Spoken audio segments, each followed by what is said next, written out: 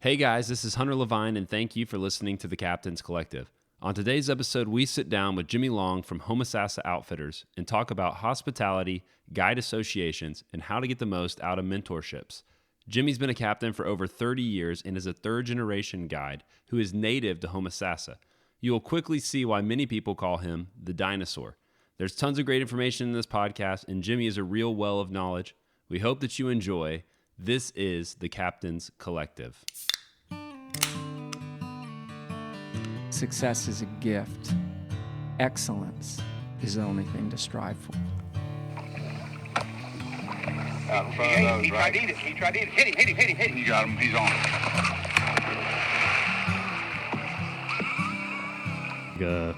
Two butt caps off the rods, filled them with tequila. We took a shot and out we went. There ain't no getting into it after that. You're hooked. It's a bad habit. And all the time Flip's he's standing there ready to go for a tarpon. And he turned around, he says, "You talk so much, you're like a senator." He's out there. All right, we're going to take up the line.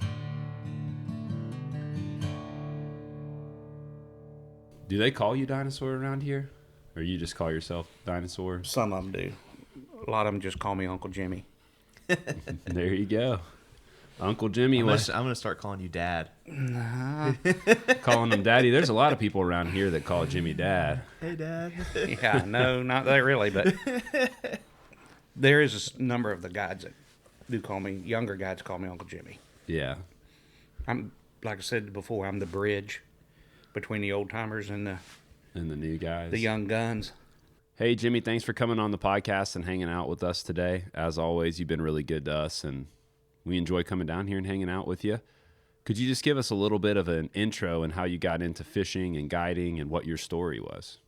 Well, I'm a third-generation guide, which was just pure coincidence. I did not have guiding in the plans when I got out of the service. I was doing some other stuff, but when I married my wife, her dad was a guide who actually guided with my grandfather, and they did a number of group trips together. And my father-in-law come to me and said, "You know what? All the guys are getting a little older. We need some new blood, some younger blood." And that was 30 years ago. So I started guiding basically as an extra boat when needed. Didn't have a business card for probably 3 years. And then it kind of snowballed, and people started asking for my number. They wanted to go with me. You know, it wasn't just a group deal anymore. Finally got cards. And basically it's just kind of snowballed from there. I mean, it's been 30 years, and it's been a good ride so far. And did you start fishing as a kid around here? Oh, I grew up fishing.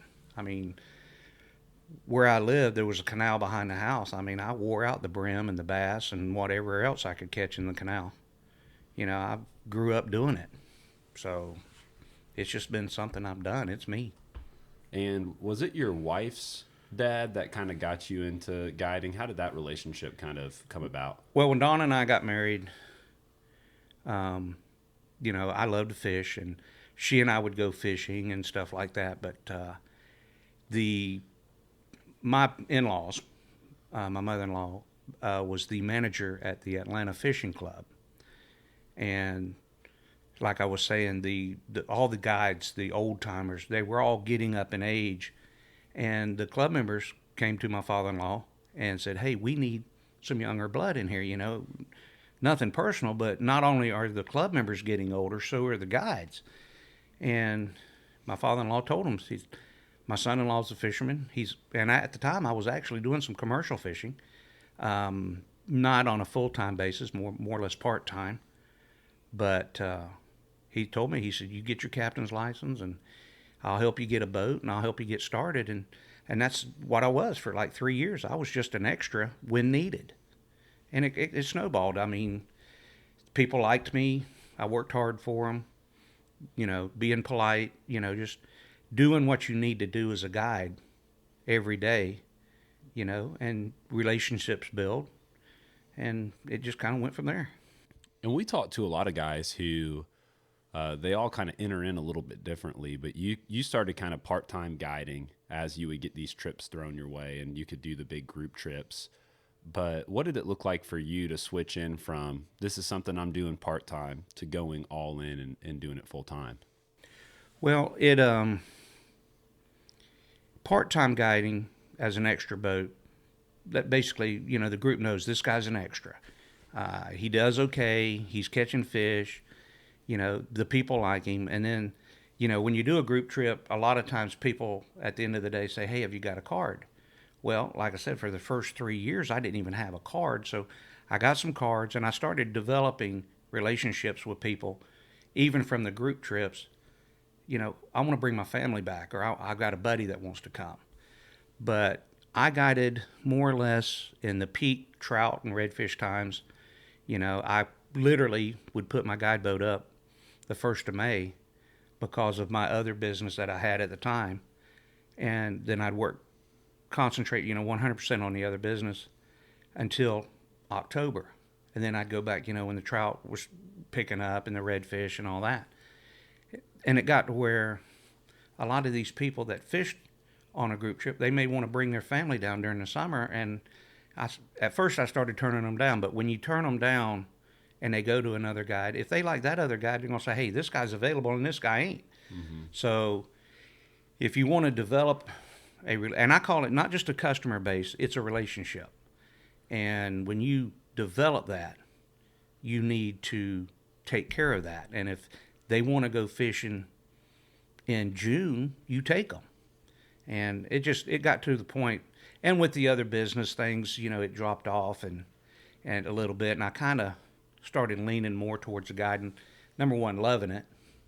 And number two, it just, when you're on the water and you're looking out there and you're fishing, 150, 160 plus days a year, you can't beat that office. And you're not in the hustle and bustle of the concrete jungle. You're out there on the water loving it. And even, today, I still love to get out there on the water. And I probably will for a few more years anyway. Talking about those relationships you've built, I think that says a lot about who you are, not only as a fisherman, but as a person. I mean, kind of like what you were saying. You give that client to another guide. There's a big chance he's not coming back to you. Oh yeah. And you got these guys saying, hey, we'll throw Jimmy some clients, knowing that if they fished with you, they're probably not coming back. I think that says a lot about who you were and the respect they had for you. And how did that look like for you? How did you build that relationship with those older guides to trust you enough to send people to you? Well, they, whether you realize it or not, when you back in the day, and I'm not an old timer, but I'm these new younger guides that are getting in the business in a totally different way than I did. I worked with the old timers, and believe it or not, they watch what you do. They see if you're respectful and polite to the customer, whether it's somebody or it's a total stranger, And I love to joke around on the boat and have a good time, and then if they want to pick at me, they're going to get it back. I'm gonna give it back to them, but there's still always that level of respect that when they get in my boat, I'm working for them that day. And we can be the best of friends, but I'm still working for you that day. And my job is to, number one, fishing. The old timer told me one time, he said, listen, the first time somebody fishes with you is to catch fish. The next time is because they enjoyed fishing with you. And I've got a number of clients. It's not about the number of fish in the box. It's about how happy the kids or how much fun they had for their experience for the day. And it's just, I don't think, and I've never really put an emphasis on a limit. And in this area, we have a very good fishery. It's not hard to catch your limit. Matter of fact, there's been times, and certain times of the year, and this happens anywhere you fish, it's not, well, if I go out and catch my limit today, it's like, what time are we going to limit out today? because the fishing is good. Is the tides conducive for what I want to do for that day? So it's just a matter of, you can call it public relations, you can call it whatever it is you want. The number one thing that bothers me about some guides is their ego. They act like they're doing the client a favor. No, that's not true. That client, that customer, that whatever you want to call them for the day, did you a favor. And that's where you got to keep, you got to stay humble, because it don't matter how good a fisherman you are, if you don't treat your people right, they're not coming back. And we were talking a little bit. I mean, I know a lot of the guys around here call you Uncle Jimmy, but Josh and I call you the dinosaur. Yeah. But, you do have a good relationship with some of the older guides, and you got a great relationship with younger guys. I mean, Josh and I are in our 20s, and, you do well with both of those different groups. And I think there's something you could really speak to well is, what are those older guys looking at? You talked about the older guys are watching. What are they looking at with younger guys? What are they looking for in them that we could live out to build good relationships? Well, the number one thing I think is getting back to customer relations. The older guys would look at, and I know they probably, I wouldn't be around or something, but they would ask that particular angler in my boat that day, did you have a good time? And the old guys knew it wasn't about how many fish you caught. It was, did they have a good time? And would you fish with him again? There's going to be personalities that clash. If somebody gets in my boat and they're very disrespectful to me and my equipment, I won't take them again, because I work hard. I've got good equipment. I've got a nice boat, and it's clean. I mean, matter of fact, I picked up customers at the dock, and one lady walked up. She says, your boat's the cleanest boat here, And of course, I got my buddy say, well, that's because you don't get fish slime on it. No, when the fish slime gets on it, I get it off. It's not. It's and the old timers, they do. They kept an eye on it, and on me, and I wasn't just the only young guide at the time. There was some other ones, and they, on a shore lunch, for example, are you one of the guys that jump in and help do the shore lunch, or are you one of the guys that want to stand back and let everybody else do the job? The old saying, 90% of the work's done by 10% of the people. Well, I've never been one to stand back. If, for example, if the coleslaw needs to be made, I'll get in there and I do this coleslaw. And then my father-in-law, he said, after about a year, he said, you need to go buy your own stove. You need to start cooking. Don't expect, because you're the young guy, that you're not ever going to be expected to cook. So I started cooking. Now I do 99% of the shore lunches I do, I'm one of the cooks.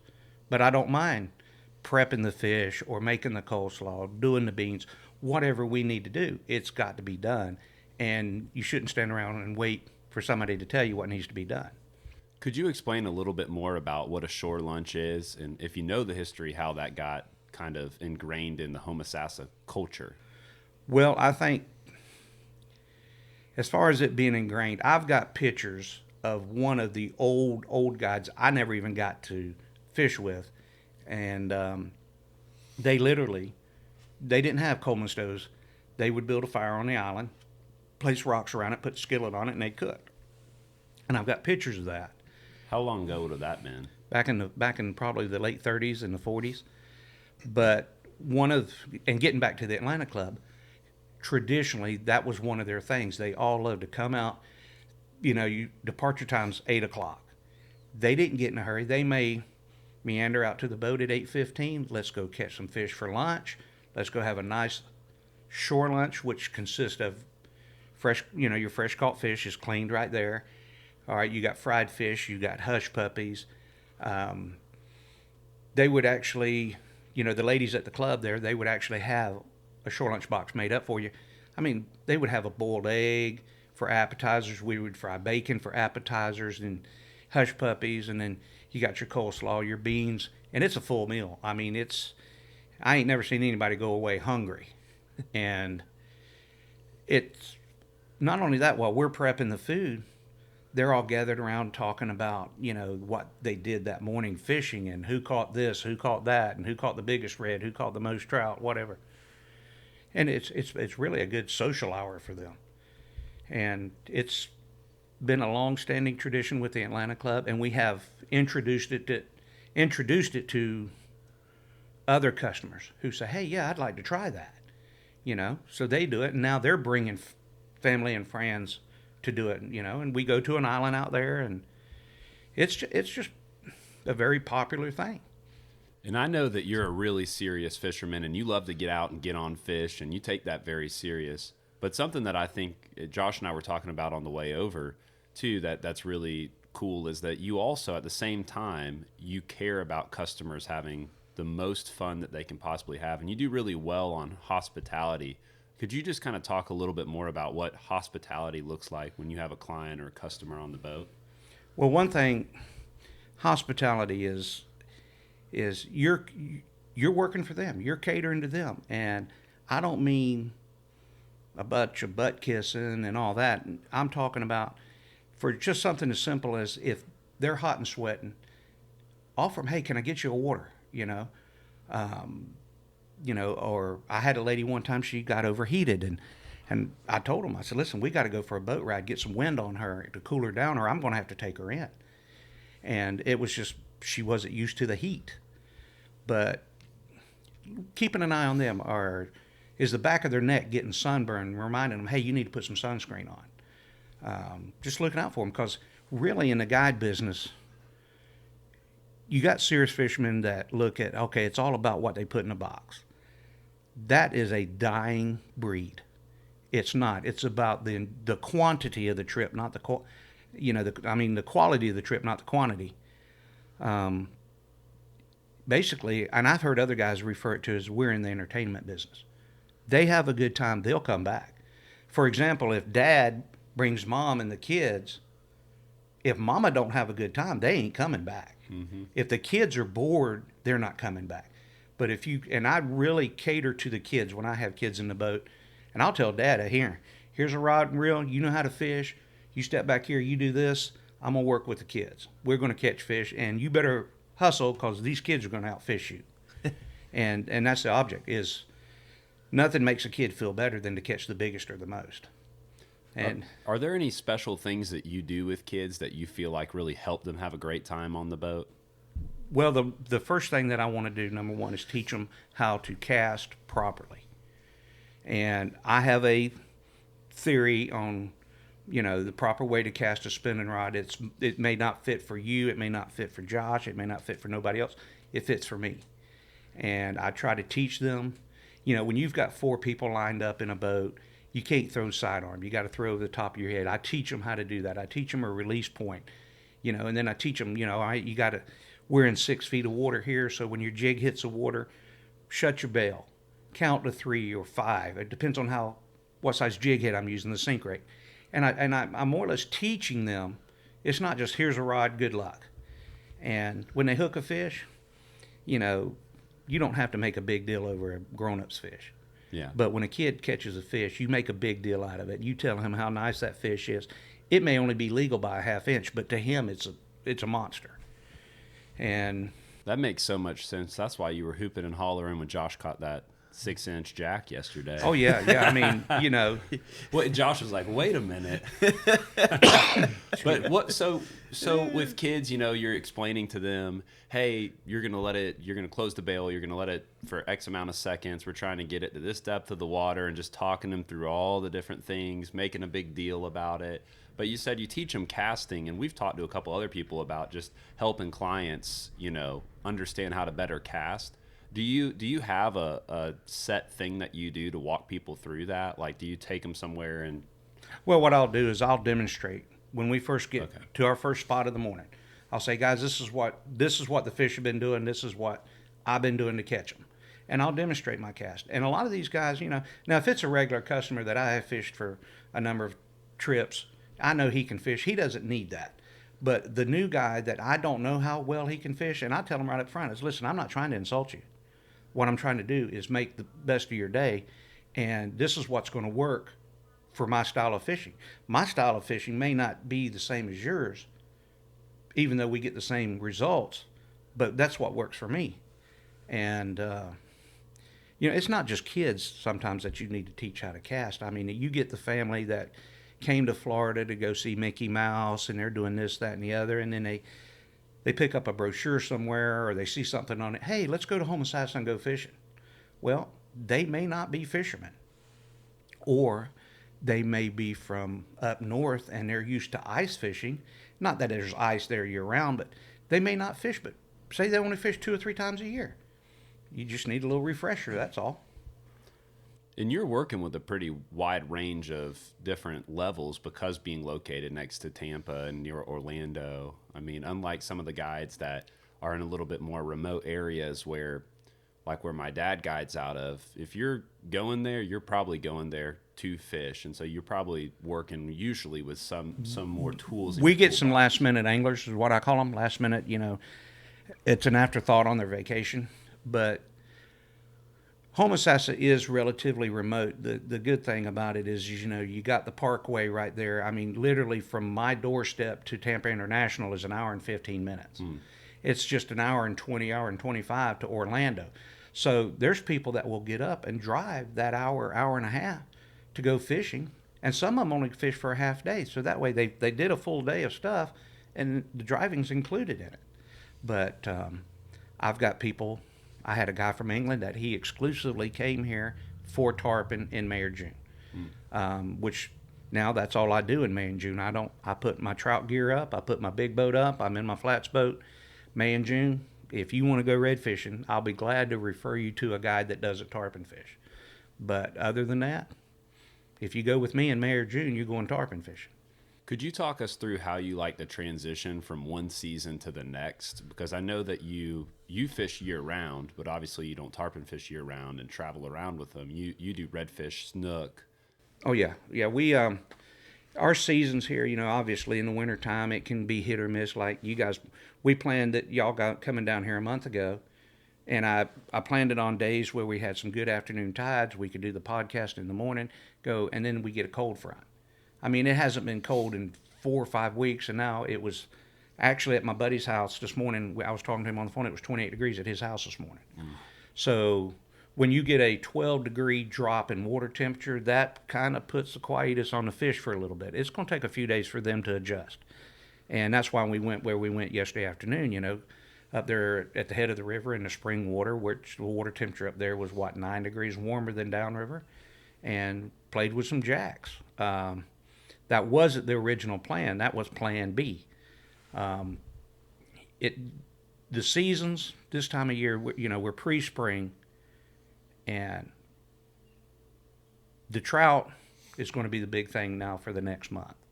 There are a lot of redfish here, but a lot of undersized redfish. I can go out and, we may catch 15 redfish.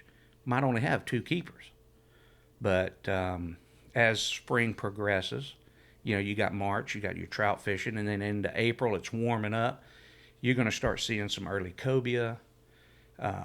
You might even see a few early tarpon. I mean, I've hooked tarpon in April. It's very rare to hook them, but then, after about the first week or so of May, when it warmed up, the water temperature's right, and them tarpon start showing up. Actually, last year they showed up early. I don't know what they're going to do this year with the way the weather is. There's no telling. But you can't go after them if you're not here to go after them. And you have different boats, and could you talk us through that? You got 2 different main boats that you charter out of, depending on the season. And right. I've got an old Pro Line, what they call the old flatback, that I customized and rebuilt in 2009. It's phenomenal. I mean, I have never heard a complaint on this boat. It's comfortable. It's roomy. It's unbelievable. I mean, that back deck. Yeah, right. Putting that back deck on the boat like I did actually allowed, which I take 4 anglers if need be. I prefer 3, but I can take 4 comfortably. That 4th man can stand back there, and nobody gets in anybody's way. And of course, my flats boat, I got a 16-foot Silver King signature, and that's one of the old classics. I guess kind of like me, one of the old classics. But I have had anglers in that boat, we've caught a lot of tarpon out of that boat. Now, it's not one of the new hybrids that is real light, so it's still, you got to pole it. When you go to pole it, you feel it, but I'm still young enough to do that, so I don't see any reason to go buy a $60,000 or $70,000 boat right now when both of the boats I got are in very good shape and they work.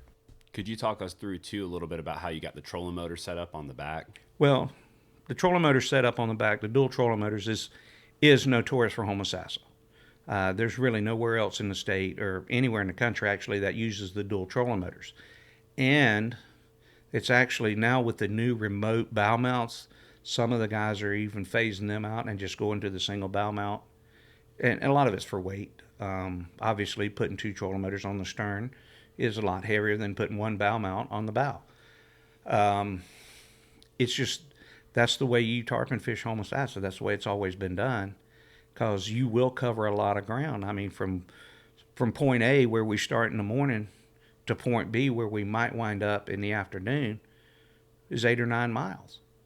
And I have literally been on my platform and, just easing along with the trolling motors that whole time, never crank up the big motor. And you got 2 jacuzzi buttons that are mounted on the air switches. Air switches. Yeah. Originally, it was an air switch from a jacuzzi. How that got developed. People got tired of you guys stealing them off jacuzzis around here, and no, actually, there was a catalog, I guess. But my mentor, which we're going to talk about later, Nat Ragland, is the one that helped me get set up with my trolling motors.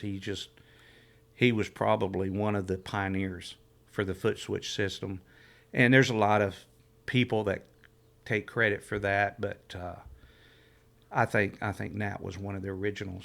So their switch, they used to use my first set of foot switches were actually electric switches. Their switch system, air doesn't corrode, so it's a better system. Can you kind of go into the need of that, of the dual trolling motor system, which this is the only place I've ever seen them, obviously. The need, where did you guys find the need for that? I mean, because obviously your guys' tarpon fishing is a little bit different than where we're at, and maybe even down, Boca Grande, the Keys, where there's a lot of, you got guys just staked up. You guys are moving pretty much the whole time you're fishing. Yeah, until you get on a school. Is that correct? Yes. Well, like I say, point A, wherever it may be, wherever we may start for the morning, we get into an area, and you're just sitting waiting to see what happens. And then if you see a school of fish, 300, 400, 500 yards away, you don't crank up your big motor. So you just take your trolling motors and you slowly ease your way that way. You watch the fish. And obviously, if they're heading south, you want to get south of them and intercept them. You don't want to chase them, which is a mistake that a lot of people make. But I learned a long time ago, it's easier to catch a happy fish than a spooked fish. But we another reason, the dual trolling motors, say you get hooked up, you may be around other boats. The trolling motors will spook fish less than an outboard if you crank it up and have to chase him. If you hook a hot fish, he's going to smoke a lot of line out. You got to recover that line. Dual trolling motors will help you do that versus one trolling motor. And versus cranking your motor up and running that fish down and basically blowing out a whole school that maybe 2 or 3 other boats were trying to get on. Right. That makes a lot of sense. Do you think that that setup works better than having a single on the bow? Well, I tell you, for fly fishing, that single on the bow causes problems at times. Yep. You get a fly line wrapping around it. There's not a lot of days when there's not a breeze, and it's not on the bow. They're on the back of the boat. They're not in your way, and you can get down and adjust the speed of them. The slower you move on tarpon, the better off you are. I have a buddy of mine that uses a bow mount that is quite successful, but it's a constant thing on his mind, about the fly line getting wrapped around the trolling motor. I actually have a system on my boat to where I can put a bow mount, and I have when I'm fishing deep water, like if they're offshore or in a deep channel somewhere or whatever, when it's too deep for me to pole, but yet I can use that remote trolling motor to turn the boat and move around to get in position. And I've had fly lines get tangled around the trolling motor, and I've had fly lines get chewed up by the trolling motor prop, and that's at $90 a fly line. That can get expensive. That's for sure. And I don't want to stick on tarpon forever, but even though I could, and I hope people that listen to this podcast don't get mad at me asking this question, because I ask it to every tarpon guy that we talk to. Can you give us an idea of, everybody that I've asked has a different opinion on how these fish migrate from where they start to where they end. I know you kind of have a theory that maybe they're all kind of offshore and push kind of north and east into everybody, and then west to, Mississippi, Louisiana, and all that. Some people think they start in the Keys and just swim that coast all the way north, without giving away all your secrets. Well, I can What's tell you kind of this. your opinion on that? I can tell you this: there's subspecies of tarpon. Mm-hmm. You get your smaller tarpon, and then they get the big ones they call the giant tarpon. I believe they both come from different areas.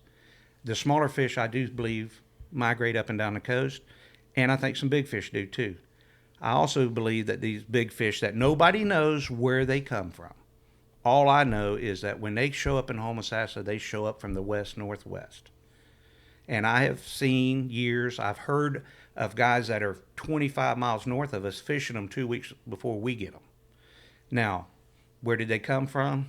Did they come from the deep part of the Gulf? Did they come from the Mississippi River?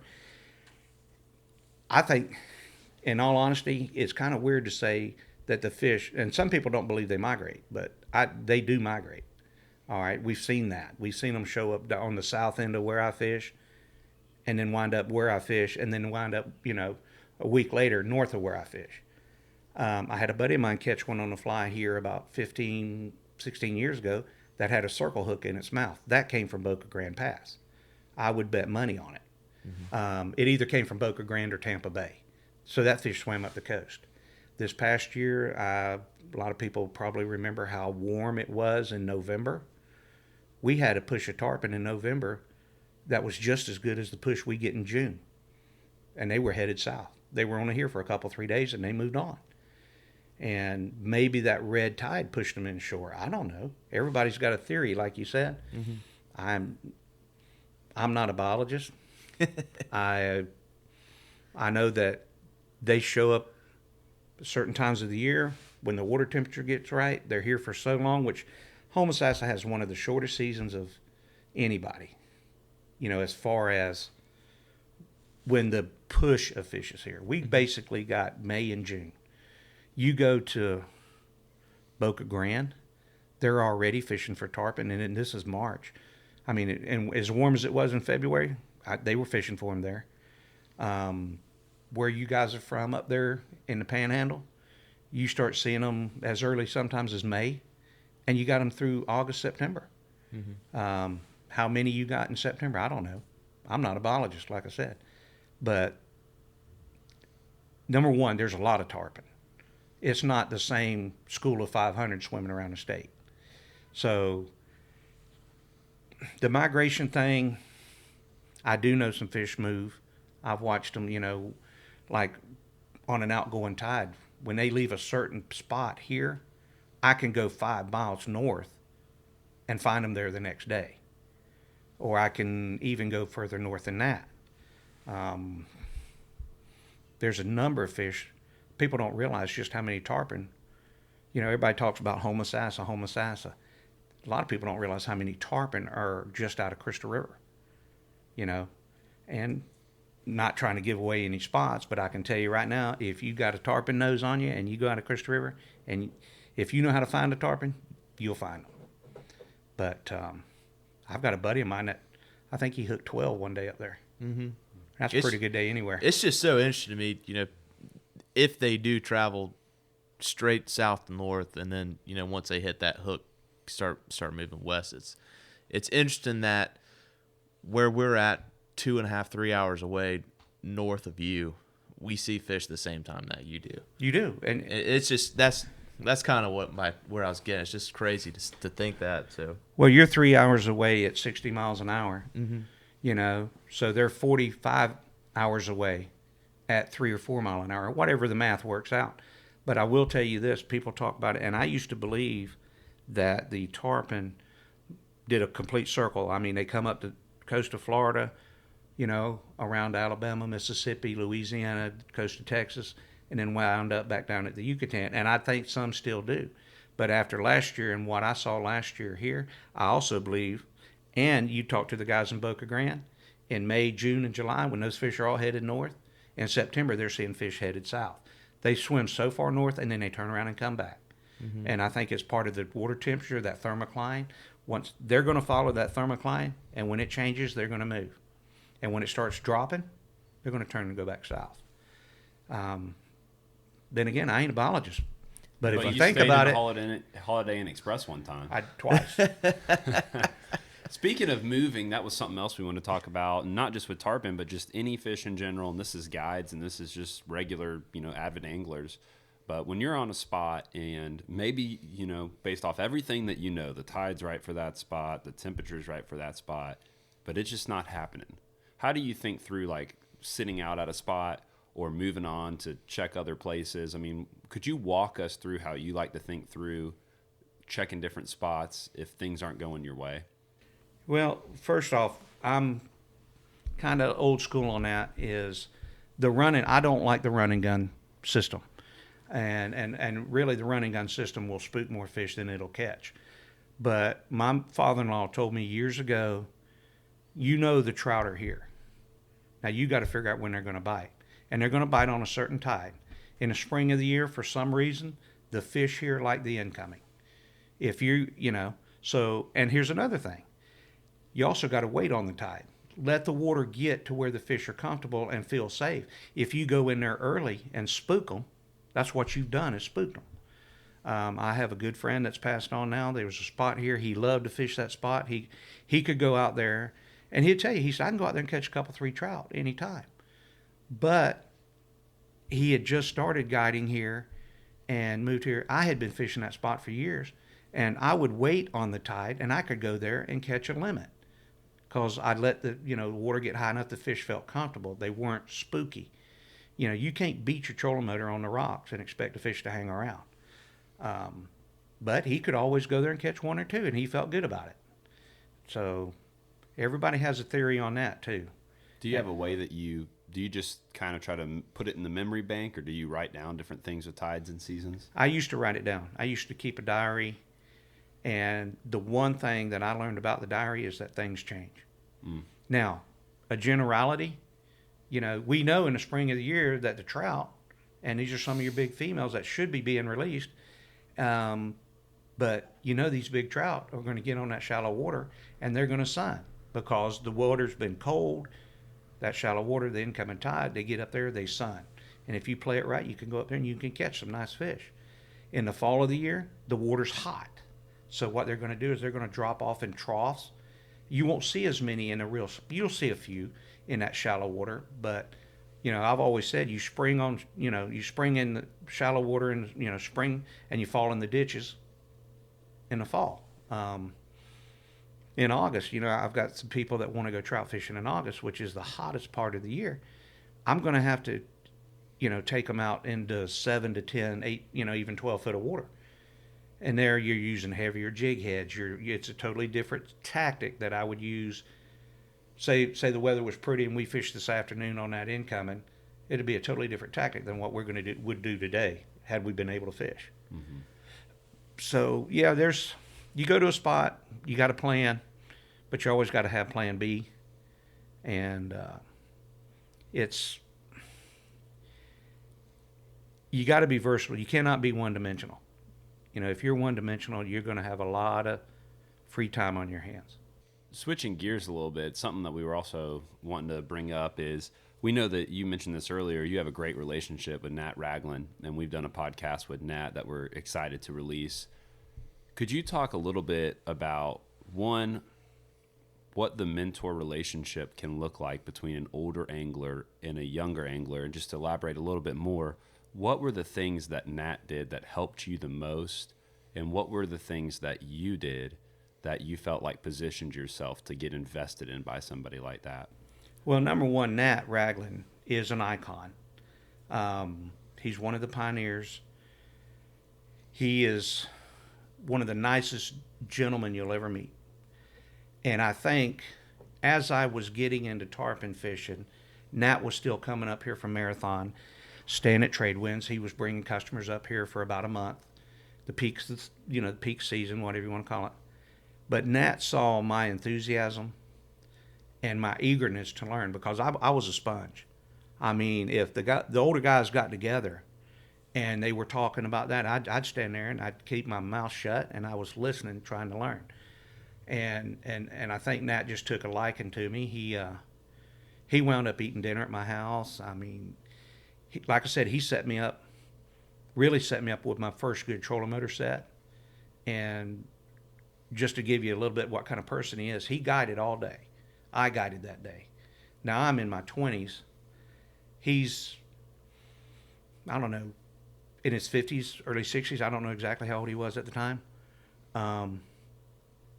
We worked on my boat till midnight that night to get those trolling motors running. He didn't have to do that. Mm-hmm. And when I went to pay him, he only let me pay for parts, would not charge me labor. He did that to help me. He passed it along. And that's what a good mentor does, is he passes along knowledge, information, help, whatever it may take. I learned more about fly fishing over the phone with him than I learned on the boat. We didn't ever get to fish as much as we wanted to, but we did fish when we could. But asking him questions, picking his brain, and a lot about the number one, the man ultimately respects the fishery. And, but his clients, the way he treated his clients, I mean, all of his clients, I never saw anybody that didn't like Nat. I mean, if you can't like Nat Ragland, you got a problem. But he mentored me. He helped me. He taught me how to tie tarpon flies. And he did most of that after a full day of fishing. Most of your interactions with him, at least when he was on the water, would just be him making time at the end of the day to hang out with you. Oh yeah. I mean, there at Trade Winds, there was a number of guides that, rented a slip there during tarpon season that were from out of town. And everybody got together, some would go to dinner and everything like that. I went to dinner with them a few times, probably more than a few. And I would tell my wife, I said, hey, I'm learning, He's helping me with this. He's helping me with that. He's the one that taught me how to tie the Bimini twist, the IGFA leader. He's the one that taught me how to do that properly. And he was adamant about it. He never tied a tarpon fly on that was not tied properly, with the IGFA leader. There are people out there that says you catch a tarpon, and if it's not on an IGFA leader, it doesn't count. Well, that's an opinion. There's a lot of people out there that are not interested in a world record. That's fine. I have never intentionally killed a tarpon. In 25 years of tarpon fishing, I've had shark get them, which you can't avoid. You try to, but you don't always avoid it. But on that same token, I do carry a tarpon tag on my boat. If that angler says they want to pursue a world record, they're paying you for that day. It is their choice, not yours. Yeah. I've heard guys say, well, I wouldn't let one kill one. Well, that's his choice. Everybody makes choices in life. And, not that I want to kill a tarpon, because I could care less about killing one. But if an angler said, Jimmy, this is, and we agree that, hey, this is a world record fish. What's the difference between killing a world record tarpon or a world record redfish or a world record trout, or a world record whitetail? People do it. People pursue that. And that's that person's right. But Nat, and he had that figured out. I mean, we talked about that many times. And I made a comment one time. I said, well, I just won't take them. He said, so you'd rather sit at home? He said, what's the chances? He said, world records aren't caught every day. Matter of fact, Billy Pate's record on the 188 pound, I think it stood for over 20 years. It's not something that happens every day. I mean, that's a once in a lifetime for very few people. Mm-hmm. So. And just to flip that question upside down a little bit, so you were eager, you were willing to, at the end of your day, you were willing to go and to learn. And I know there's that saying, a full glass can't receive water. You just continued to be a glass that had space to learn. What are some mistakes that younger anglers make that shut them down from actually being able to learn and get this great information from older anglers and guides? The first mistake is for a younger angler to think he knows it all. And I know some of them. I was thinking about this prior to coming over and doing this podcast, is I know some young anglers. All right. I've been guiding 30 years. And you can still learn something. I can still learn something. Anybody can, if you're willing to, and with an open mind, learn. When you get to the point that you think you're so good that you don't need anybody's help, the people that are willing to help you, they'll back off and say, you know what, you're on your own, buddy. Learn the hard way. You know, my grandmother used to say, God is going to get your attention. You want him to use a 2x4 or a feather. Well, if a young person's willing to learn, I'm willing to help them, and I will. If they're one of the know-it-alls, let them go on. Let them do their thing, Let them learn the hard way. And that reputation can get out real quick. Fast. Real quick. Yep. Yeah.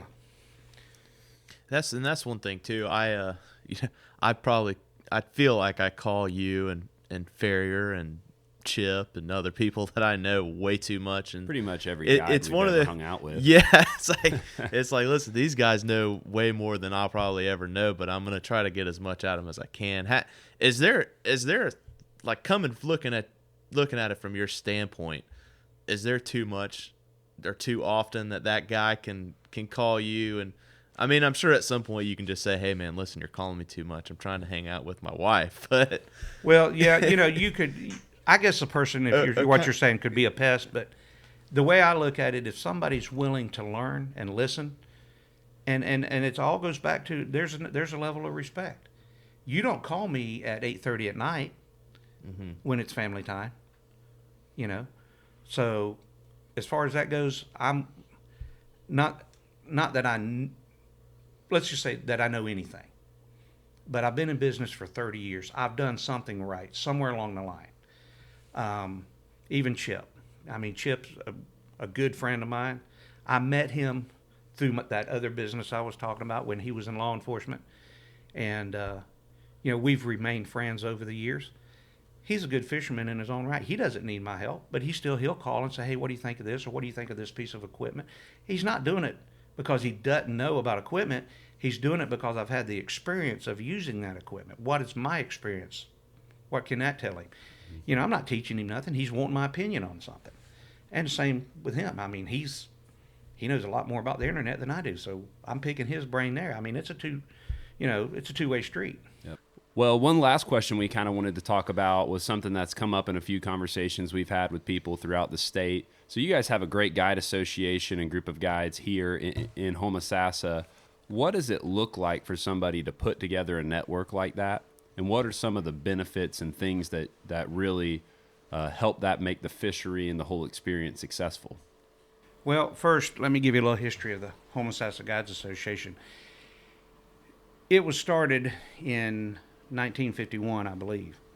And my grandfather, my father-in-law, and, of course, my father-in-law's dad and brothers of his, they were all charter members. They started that, to improve the quality of the guides. We kind of police our own. I mean, right now we've got 25 or 26 members in the Guide Association right now with a waiting list of guys that we're wanting in. Just because you have a captain's license and own a boat doesn't mean you can get in. I mean, you got to be able to show your knowledge of the area. You've got to be able to, number one, you can't have somebody complaining about you at the dock because of your attitude or the way you treat a customer. I mean, we do police, and I'll say that again, we do police our own.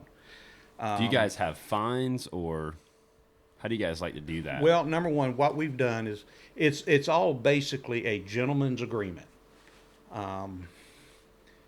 That, number one, if you don't maintain a certain level of professionalism, we'll kick you out.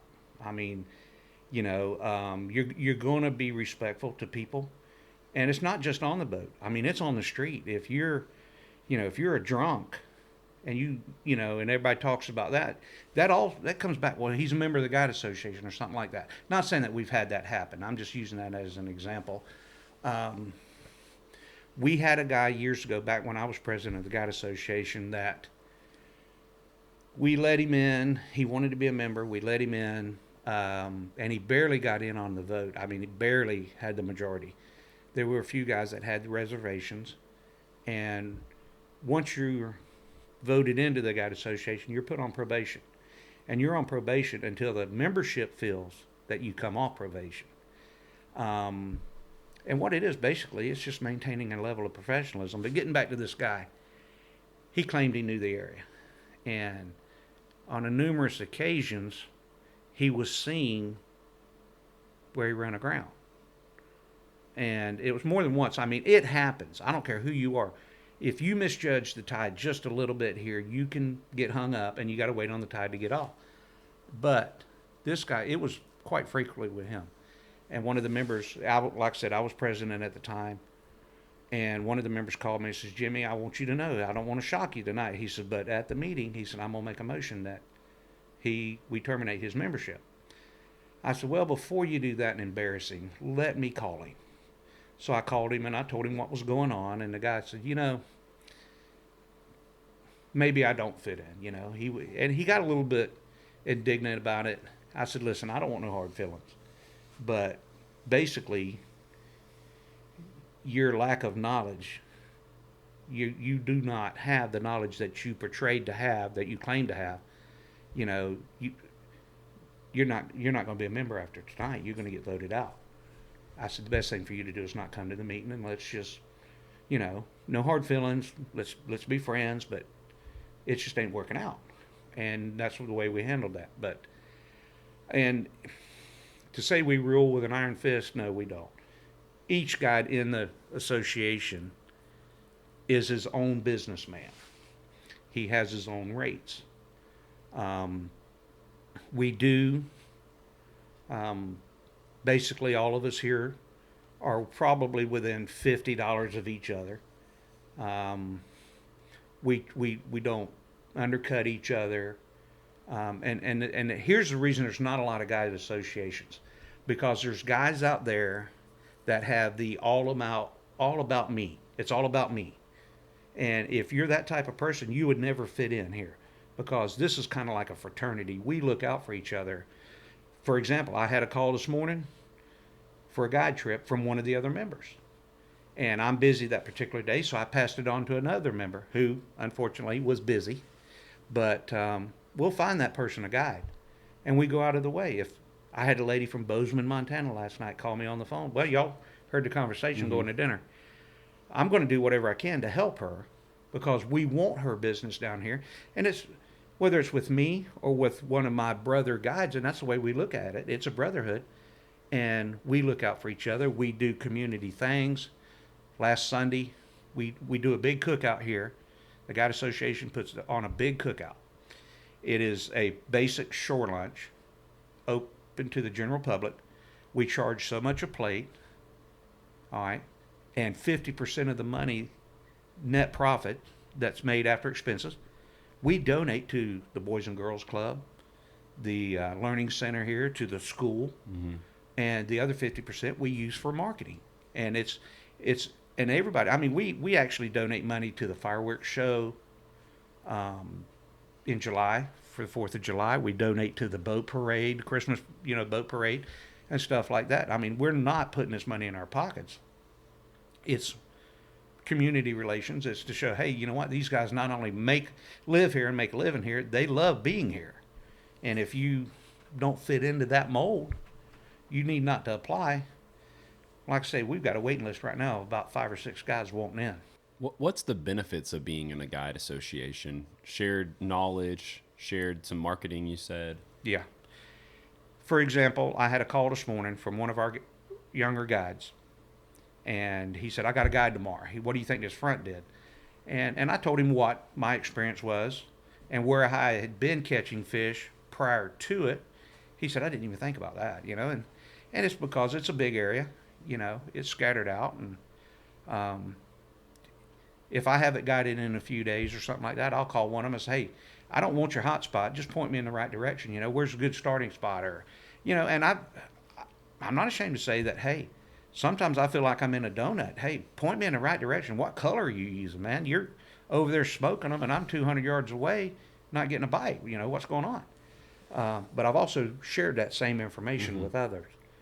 And that's what it is. When you share information, and I like I say, you ain't got to tell everybody your hot spots. I mean, the area is a good-sized area, but it's only so big. Yeah. And a number of us fish the same spots on a daily basis. It's, for example, here's something else that really gets under my craw. And through the Guide Association, we have discussed this at meetings and stuff like that, that if you're on spot A and I was wanting to go there and you beat me there, I keep going. I'm not going to bother you. You beat me there. At that particular moment in time, it's your spot.